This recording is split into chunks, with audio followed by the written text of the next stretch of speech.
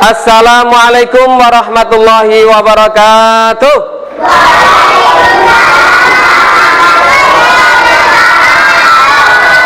Apa kabar anak-anakku hari ini? Alhamdulillah, subhanallah, luar biasa, Allahu Akbar, yes. Baik, tepuk tangan untuk kita semua. Baik anak-anak, kita kali ini akan belajar kembali tentang pendidikan agama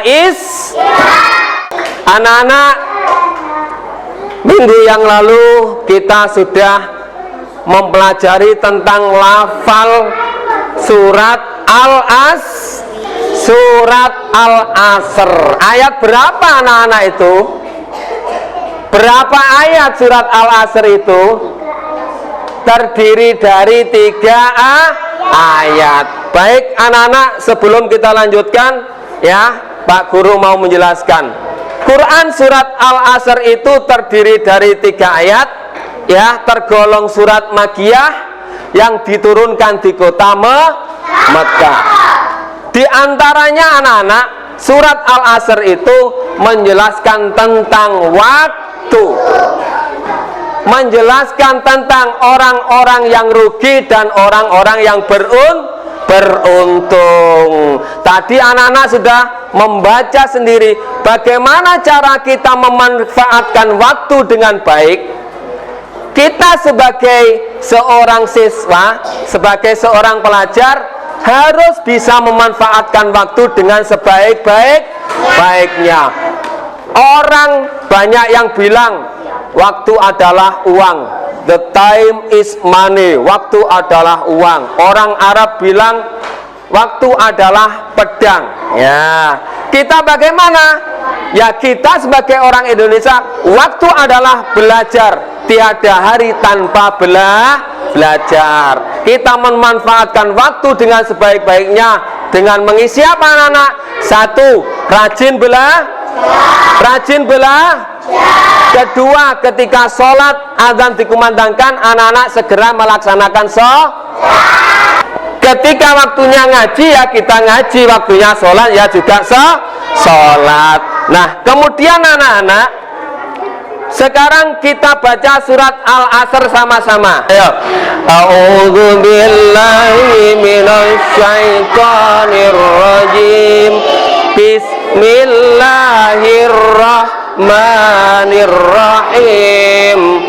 Wal asr innal insana lafi khusrin illal ladzina amanu wa amilus salihati wa tawassaw bil haqqi wa tawassaw bis sabr. Pinter anak-anakku, hafal semua ya. Sebentar. Nah, Al-Asr artinya waktu atau masa. Pesan surat Al-Asr adalah bahwa semua manusia berada dalam keadaan merugi jika tidak bisa menggunakan waktunya dengan perbuatan-perbuatan yang baik. Ini loh anak-anak ya. Wal asri, demi masa, demi waktu, Allah bersumpah di situ. Innal insana lafi khusrin. Sesungguhnya manusia berada dalam kerugian. Nah, lalu ada manusia yang beruntung. Siapakah manusia yang beruntung itu? Sebelumnya kita lanjutkan. Artinya kita harus bisa memanfaatkan waktu yang ada dengan sebaik-baiknya agar tidak menjadi orang-orang yang rugi. Nah, ini anak-anak. Kemudian kecuali kata Allah, illalladzina amanu, kecuali orang-orang yang beriman. Siapakah orang-orang yang beriman itu? Orang-orang yang beriman adalah orang-orang yang mempercayai dan meyakini sepenuh hati tentang satu adanya Allah. Buktinya alam semesta dan isinya ini, ya. Kemudian beriman kepada para malaikat Allah. Allah itu menciptakan makhluk gaib yang namanya malaikat, yang keberadaannya tidak bisa kita lihat dengan panca indera, tapi ada selalu mengikuti kita, seperti malaikat Raqib dan Atid. Malaikat Raqib mencatat kebaikan, malaikat Atid mencatat kejelekan. Ketika beriman kepada siapa anak-anak? Ayo, kitab-kitab suci Allah. Kitab-kitab suci itu ada 4. Kitab suci Al-Quran, ya. Kemudian apa anak-anak? Zabur, Taurat, Injil. Nah, ini loh ya.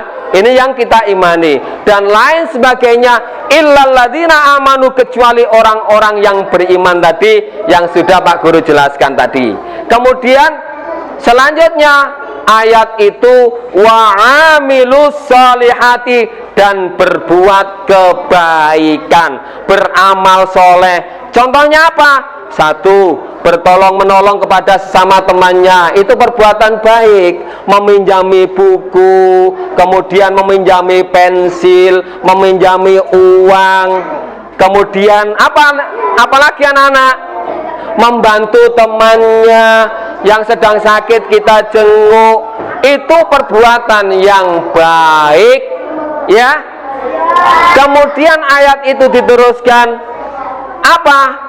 Wa amilu solihati wa tawasau bil haqqi, kemudian saling menasehati apa anak-anak? Dalam bentuk kebenaran.